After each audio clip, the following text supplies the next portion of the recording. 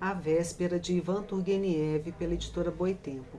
Esse livro foi publicado originalmente em 1860, um ano antes do fim da servidão da Rússia, uma reforma promovida pelo czar Alexandre II. O tema desse livro é a construção de um amor fundado em bases ideológicas. Esse tema ele já estava presente na intenção de Turgenev, porque ele queria escrever um romance sobre uma mulher revolucionária, mas ele não encontrava um companheiro para ela na Rússia.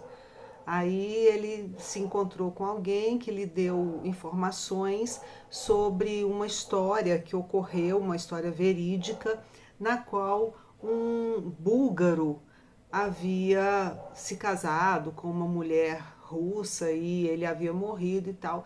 E o Turgenev pensou, bom, o meu herói, né, o companheiro de Helena será um homem búlgaro. E é isso, Helena é uma mulher russa que se casa com um homem búlgaro. Né? Então era proveniente de uma história real. Essa história ela já traz em si alguns traços de outras obras do Turgenev. Uma delas é O Diário de um Homem Supérfluo, que foi publicado em 1850. Aqui nesse livro, o Turgenev começa a discutir duas gerações distintas, a geração de 40 e a geração de 60. A geração de 1840 seriam os conservadores, né? Que no caso é o homem supérfluo, é aquele homem que teoriza muito, pensa muito, fala muito e não faz nada, não tem ação, não é uma pessoa da prática, né? E a geração de 60, que já é uma geração que é ativa, que é militante, né, que pratica. Então, no livro A Véspera, a gente encontra traços dessa outra obra do Turgenev, porque aqui alguns personagens eles encarnam essas diferentes gerações. Nós temos, por exemplo, o personagem Stakov, que é pai de Helena, o Var, que é tio de Stakov, e Bersinev, que é um estudioso, um cientista, um cara que escreve artigos que ninguém consegue ler, porque ninguém consegue entender, dada a erudição da escrita dele. Né? Então são esses personagens que representam a geração de 40. Já a geração de 60, ela é representada pela personagem Helena, que é uma mulher revolucionária, e por seu companheiro, Insarov, que é um búlgaro. Né? Temos também aqui a presença de um tema muito discutido nesse livro Pais e Filhos, que foi publicado posteriormente. Ele foi publicado em 62, 2 anos depois da Véspera. E nesse livro o Turgenev vai trazer um termo que é o niilismo, né? O linismo, aquela pessoa que, vou simplificar muito, tá? Mas é aquela pessoa que não acredita em nada, que não tem uma pauta, não tem uma causa, despreza tudo, né? E na Véspera nós temos um personagem chamado Chubin, que vai encarnar essa ideia do niilismo. Bom, o título, A Véspera, tem a ver com um momento histórico vivenciado. No momento de escrita do livro, né, da história narrada, que se passa no ano de 1853, estava acontecendo a Guerra da Crimeia, da Rússia contra os turcos otomanos. Então, a véspera quer dizer, é algo que se passa na véspera da guerra. Né? Então, é esse o sentido. Aqui no início do livro, achei muito interessante que a Boitempo coloca um mapa, tá? E esse mapa, ele vai trazer pra gente, vai indicar o vilarejo de Kuntsevo, onde ocorre toda a ação, né, inicial, vai mostrar Veneza, que é para onde o casal foge, né, se desloca, vai mostrar o mar Adriático também, né, e a cidade de Zadar, que é uma cidade da Croácia, onde nós temos o final do livro. Então tem esse mapa. Na época dessa história, em 1853, o czar era o Nicolau I. O Nicolau I, ele era um burocrata, um conservador, ele fazia uma péssima administração, ele era repressor, ele representava somente o interesse da aristocracia, ele provocou grande estagnação econômica na Rússia, e ele era meio covarde, né? Ele não concordava com a servidão, mas também ele não tinha coragem de dar fim a ela, porque ele achava que ele ia se indispor com os proprietários rurais. Ele defendia, né, que o povo deveria ser leal ao czar e à igreja ortodoxa, da qual ele era líder, né? E durante, né, o governo, o império dele, tem início a Guerra da Crimeia, que basicamente é o seguinte, é muito complicado, tá? Essa guerra, ela vai ter início entre a Rússia e os turcos, né, o Império Otomano. E por que essa guerra? Porque a princípio os russos, o Nicolau, ele queria, o Nicolau ele queria que a Rússia fosse responsável pelos territórios santos, Jerusalém, Belém, né, pelos templos religiosos. E também a França queria o mesmo. Então, os turcos otomanos, às vezes, destinavam essa responsabilidade à Rússia, às vezes à França, e isso ficava sendo alternado, né? Lá na França, o imperador era o Napoleão III, né? O Napoleão III, aquele que deu um golpe, né? E passou e se torna presidente, né, a partir de 1852, depois dá um golpe, porque o tempo, né, dele na presidência se finda.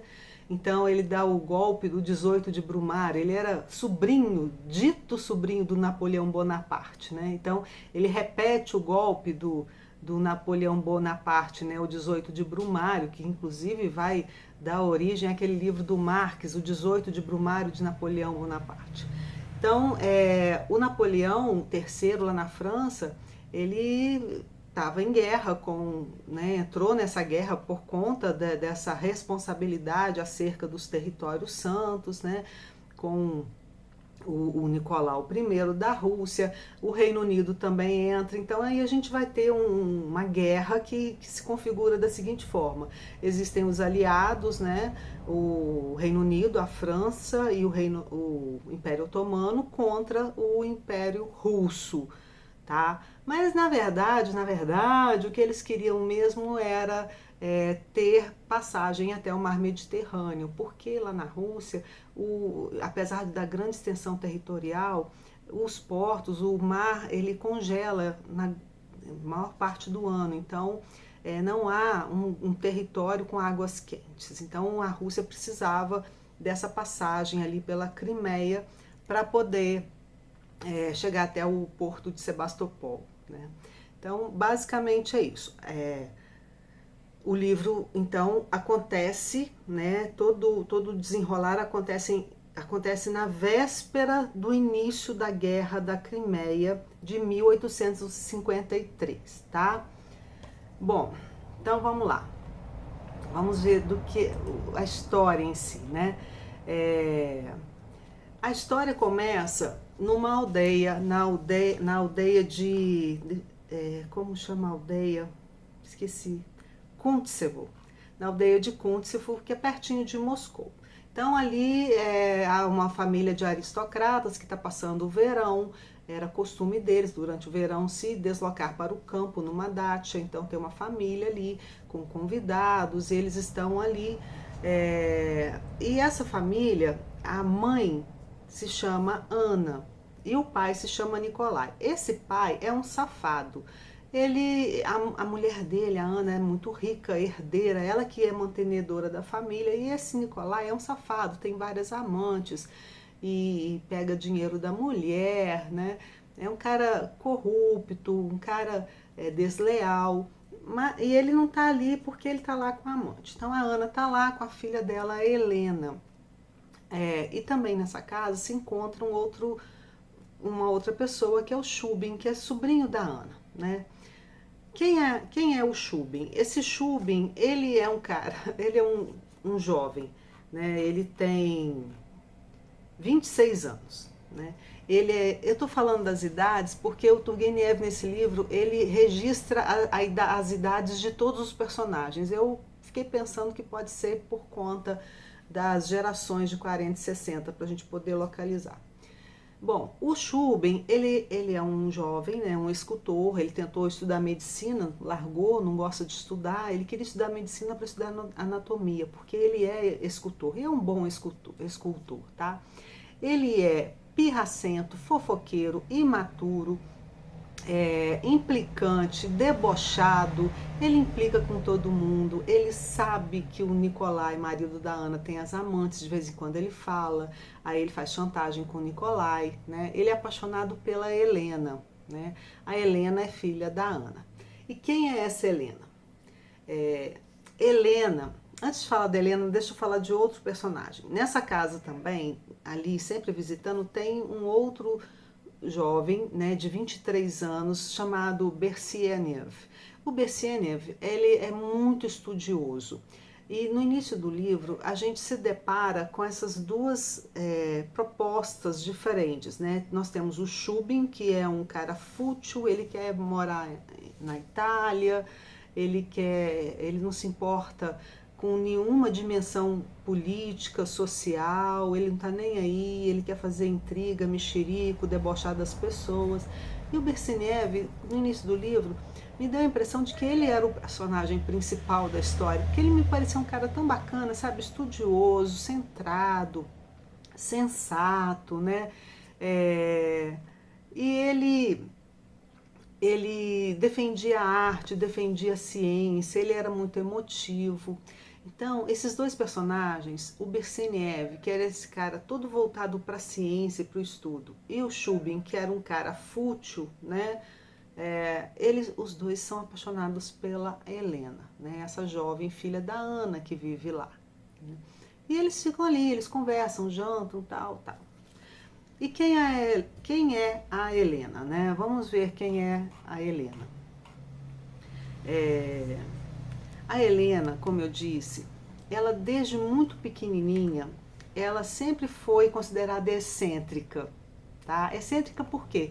Porque ela não era aquela menina do lacinho cor-de-rosa, do bordado, da pintura, do piano. Ela não era essa menina. Ela era uma menina que tinha outros interesses. Ela era defensora dos animais. Ela se preocupava genuinamente com os pobres, ela se indignava com as desigualdades sociais, isso tudo nela era muito verdadeiro, né? Ela tinha uma amiga, a melhor amiga dela, aqui diz que a menina era uma mendiga, o nome dela era Kátia, é uma menina camponesa.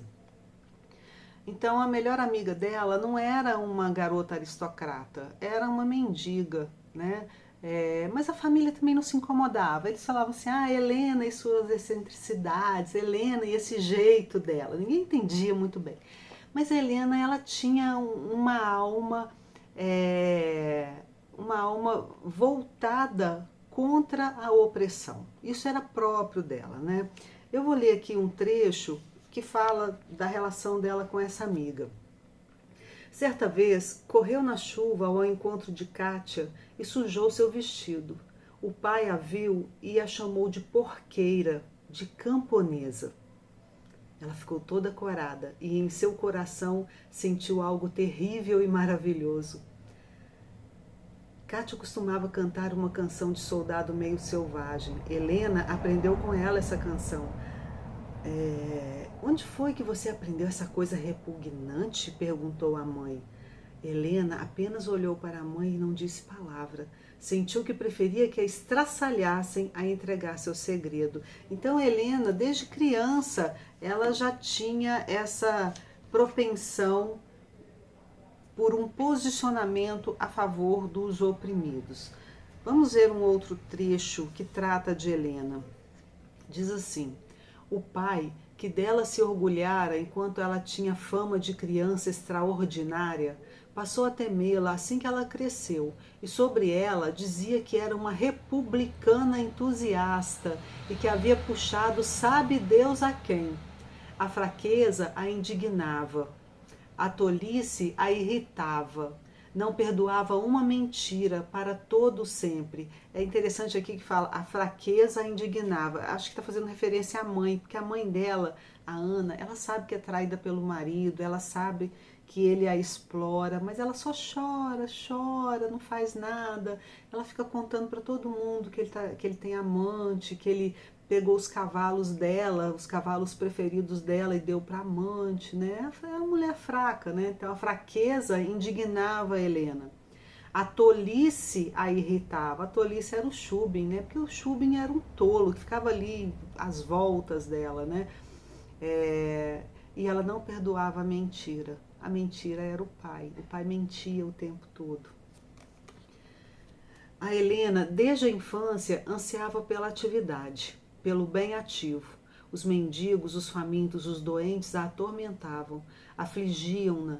Ela sonhava com eles. Sobre eles perguntava a todos os conhecidos. Dava-lhes esmola com cuidado, quase com importância involuntária, quase com comoção.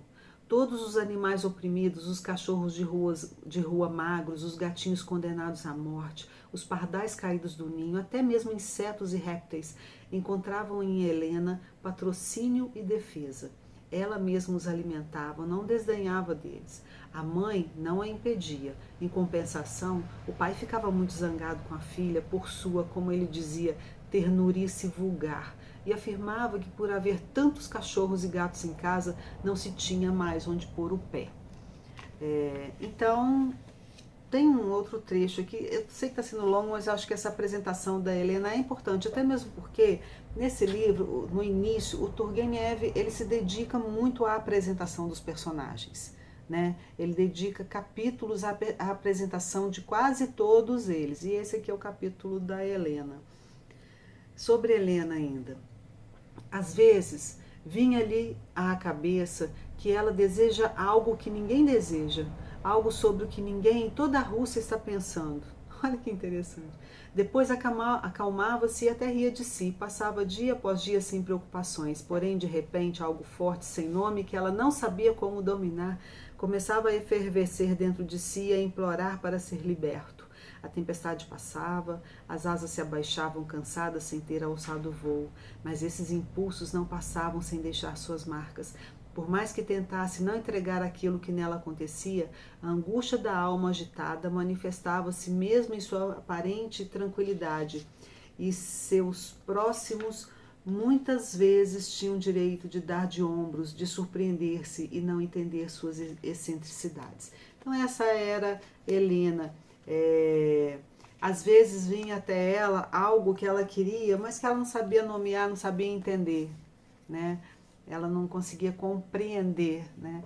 Quem estava perto dela? Uma mãe fraca, que só chorava, um pai mentiroso, arrogante, traidor, desleal, um primo, o Chubin, que era uma futilidade, que só se interessava por dizer insolências às pessoas, a criar mexericos, fofocas, intrigas.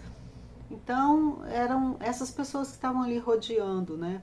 E tinha também o Berseniev, que era esse amigo que vinha à casa dela, o tal estudante, né, o intelectual, que ela conversava com todas essas pessoas, mas tinha alguma coisa na Helena que era diferente de todos, ela não sabia, ela não entendia e ela não se encontrava, né?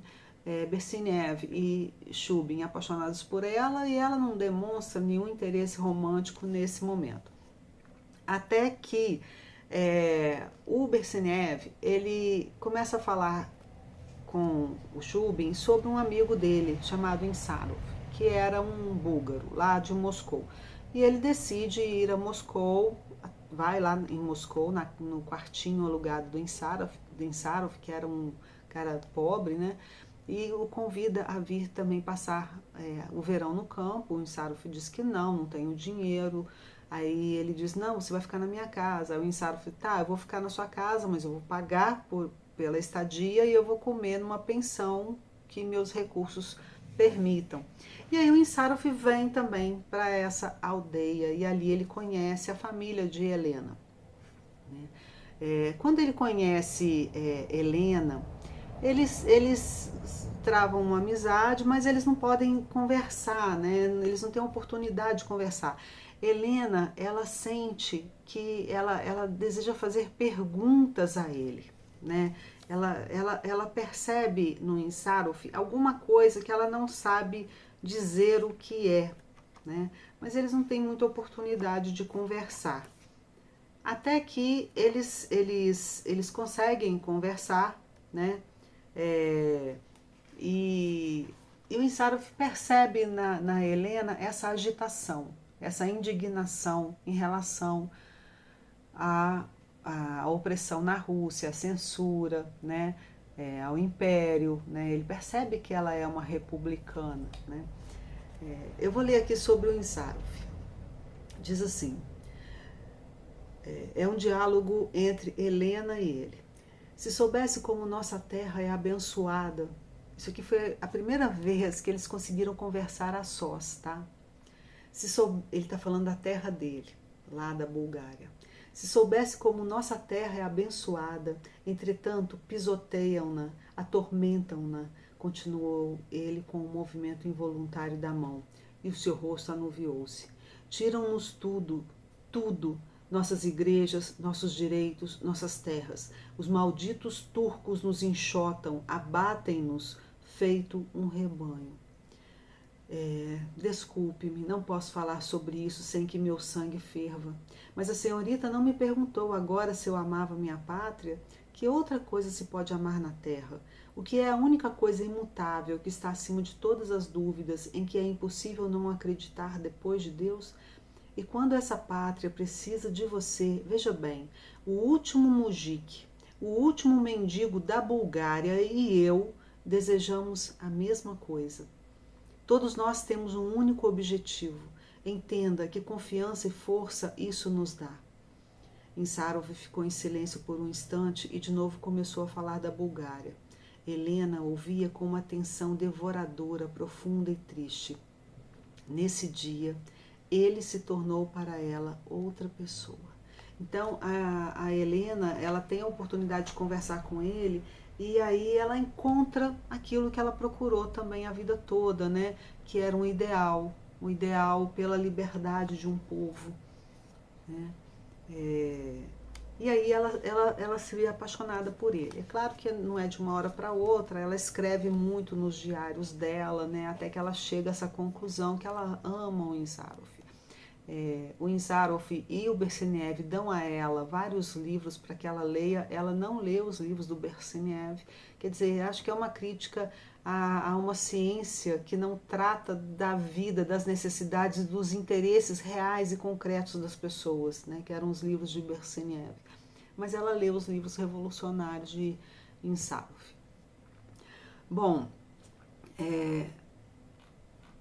daí que Helena e Insarov, eles acabam se apaixonando, né? E eles se casam às escondidas, tá? Eles se casam e uma coisa assim escandalosa e muito corajosa, né, da parte dela para essa época, né? Antes de tomar essa decisão, a Helena pensa muito, sabe? Ela despreza aquela vida aristocrática, ela despreza a opressão. Veja bem, aos poucos, a Helena, num momento em que ela já sabe que ama o Insarov, já sabe que vai se casar com ele às escondidas, já sabe que vai fugir com ele, que vai para a guerra junto com ele, né? E aí ela fica olhando para a casa dela, para o cotidiano da casa, aquela riqueza, aquelas pessoas, né? Aí, veja bem, aos poucos, não só eles, como todo o quarto, tudo que a rodeava, parecia uma espécie de sonho. Tudo. O samovar sobre a mesa, o colete curtinho de uvar, as unhas lisas de Zóia, o retrato a óleo do grão-príncipe Constantin na parede, tudo esvaecia, tudo se cobria de névoa, tudo deixava de existir. Pena, era tudo o que ela sentia por todos eles. Vivem para quê? Pensava ela. Né? Ela sentia pena deles. E aí ela perguntava, vivem para quê? Para que vivem essas pessoas? Né? essas pessoas que não trabalham, que não lutam, que não têm uma causa, que não se interessam pelo outro, né? Bom, e aí Helena e Insarov, eles se apaixonam, né? E ele é muito sincero com ela. Ele não fala muito aqui no livro, mas tem algumas pistas, né? Ele é muito procurado pelo povo búlgaro, que envia emissários atrás dele, né, em busca de conselhos, de orientações. Ele recebe muita correspondência. A gente percebe que ele é o líder revolucionário do país dele. E ele foi para Moscou para estudar, porque ele acreditava que para ele adentrar a luta, ele precisava de conhecimentos, por isso que ele foi para lá estudar. Mas ele era um líder, e ele era um líder muito respeitado, tá? E ele era um homem muito honesto, ele era calado, reservado, ele não era de muitas falas, ele não era de bravatas. E ele falou com Helena: olha, Helena, se nós ficarmos juntos, sua vida vai ser muito difícil. Eu estou indo para a guerra, tá? E você provavelmente vai ter que trabalhar, sua vida não vai ser fácil. E aí ela disse: não, eu quero, é isso que eu quero ficar com você. Né? Mas não era só aquela coisa da moça boba: ah, eu vou largar minha família e vou atrás do meu amor, mesmo que seja para a guerra. Não era isso. Ela ia com ele porque o amor deles foi fundado em uma mesma ideologia. Né? Eles tinham os mesmos propósitos libertários. Por isso ela ia junto com ele, não só por ele, mas também pelos ideais. Então, eles se casam às escondidas e o pai esbraveja, tem muita confusão e tal, mas por fim o pai e a mãe abençoam e eles vão embora, né? Vão para a Bulgária. No caminho, eles viajam 4 meses. O Insarov, ele tem uma saúde muito frágil, ele já estava muito doente lá na Rússia. E durante essa viagem, que dura 4 meses, ele fica pior ainda, ele fica mais doente ainda, e eles chegam em Veneza. Quando eles chegam em Veneza, eles se hospedam num hotel, e ele fica 2 meses acamado, muito, muito doente mesmo. E Helena cuidando dele, né? E Insarov morre. Né? Insarov morre, e Helena fica lá, está lá em Veneza, né? E ela consegue uns contatos de uns amigos de Insarov, e as pessoas ficam sabendo que ele faleceu. Ele era muito respeitado, muito querido, e ela consegue todo o apoio para poder transladar o corpo dele até a Bulgária. Ela consegue fazer isso, ela é levada num navio, o corpo, né, do Insarov na urna funerária, e ela escreve uma carta para a mãe dela. Ela escreve uma carta para a mãe dela, dizendo que ela está indo para Bulgária. Eu não vou achar aqui onde está. Lembrei. E aí nessa carta ela diz para a mãe dela o seguinte: eu vou me alistar como enfermeira lá na guerra. Está começando a guerra da Crimeia, né? Eu vou cuidar dos doentes e dos feridos. É a última correspondência que a mãe recebe, a Ana, lá em Moscou, da filha. É o último contato. Não se sabe mais de Helena. Ela desaparece. Insarov morreu, Helena, né, também desapareceu. Eu achei tão curioso esse trecho, porque aqui o Turgenev vai dizer assim: ninguém sabe ao certo o que aconteceu com a Helena, mas dizem, né, surgem boatos, falas, de que ela foi vista levando a urna funerária do marido, que ele foi sepultado na cidade de Zadar, e que ela se vestia toda de preto, da cabeça aos pés, e ela se torna enfermeira. E aí eu fiquei pensando, sabe, porque a gente sabe que na Guerra da Crimeia desponta uma enfermeira que vai mudar a história da enfermagem no mundo, que é a Florence Nightingale, né? E a Florence, ela se vestia também toda de preto. Então, achei curioso que a guerra foi em 53, esse livro foi publicado em 60, né? Aí eu fiquei pensando, será que o Turgenev quis trazer uma Florence russa, né? Porque é muita coincidência, né? Uma mulher que resolve se alistar como enfermeira, se veste toda de preto na Guerra da Crimeia. Ora, é a Florence Nightingale, mas era a Helena também. Então eu acho que o Turgenev quis prestar essa homenagem à Rússia, né? Não sei, pode ser. E aí no fim do livro nós temos o destino dos personagens, né? O que acontece com cada um. A mãe da Helena envelhece, continua triste, cada vez mais triste. O pai dela termina o relacionamento com a amante alemã e arruma uma amante russa, porque ele se torna xenófobo, ele não quer mais saber de estrangeiros. O pai dela tinha arrumado um noivo para Helena, né? Ele se casa com a camareira da casa deles. O Berseniev, aquele amigo que era apaixonado pela Helena, ele continua estudando, ele quer ser professor e ele publica uns artigos que ninguém entende, né? Uns artigos científicos. É muito interessante essa discussão, né? Para que serve a ciência? Uma ciência que não é compreendida pelas pessoas, uma ciência que só circula no meio acadêmico, né? Ele quer se tornar professor. O Chubin, ele consegue ir para Roma, ele se torna um grande, promissor escultor, né? E o tio, o Var, né, o tio que morava lá com eles também, eu esqueci de dizer isso, que é interessante. Esse tio, ele não falava quase nada, a história toda. Sempre que alguém provocava o tio a falar alguma coisa, ele brincava com os dedos, né? Isso me faz muito pensar na questão das mãos, né? As mãos que se ocupam do trabalho, né, são diferentes das mãos de Uvar, que só brincam, né? Ele era um aristocrata. A mão, para ele, era algo lúdico, era para brincar, não era para trabalhar. Então, o Uvar, ele continua lá, né, ele vivendo a mesma vida dele. E no final, o fim do livro é muito curioso e misterioso, tá? Porque o Chubin, o escultor, aquele debochado, implicante, pirracento, né? Que quando as pessoas faziam raiva nele, qualquer coisinha ele se trancava no quarto, ele era dramático, né? Esse Chubin está lá em Roma, ele escreve uma carta para o tio Uvar e diz assim na carta: lembra-se que o Senhor me disse naquela noite, quando foi descoberto o casamento da pobre Helena, quando eu estava sentado em sua cama e conversava com o Senhor? Lembra-se de que eu perguntei então se haveria pessoas entre nós? E o Senhor me respondeu: há de haver.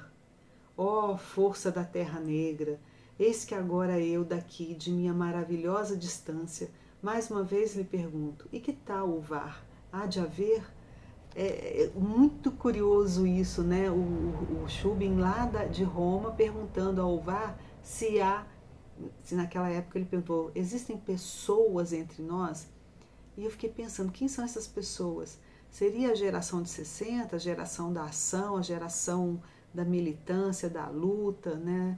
Os republicanos, seriam os republicanos? Quem seriam essas pessoas? E o VAR diz, há de haver, né? E aí o Chubin, como ele é o personagem debochado da história, ele diz assim, agora que eu estou aqui da minha maravilhosa distância, está entre aspas, maravilhosa distância. Aqui para mim não resta dúvida de que isso aqui é uma implicância do Turgenev com o Dostoiévski. Por quê? O Dostoiévski, ele dizia que o Turgenev morava em Paris, né? E ele dizia assim, o Turgenev devia comprar um telescópio para poder enxergar a Rússia, porque ele fica escrevendo da Rússia dessa distância, não dá para entender o que se passa na Rússia lá de Paris, né? Então, o Dostoiévski, ele implicava com o fato do Turgenev preferir o Ocidente. E aí o Turgenev coloca na boca de Chubin, que era um debochado, um irônico, essa frase, essa maravilhosa distância. Eu estou aqui tão distante, mas eu estou percebendo que há pessoas entre nós, que há revolucionários entre nós. Bom, a revolução foi em 1917, né? Muito misterioso esse fim desse livro. Vale a pena pensar. Bom, esse foi A Véspera de Ivan Turgenev.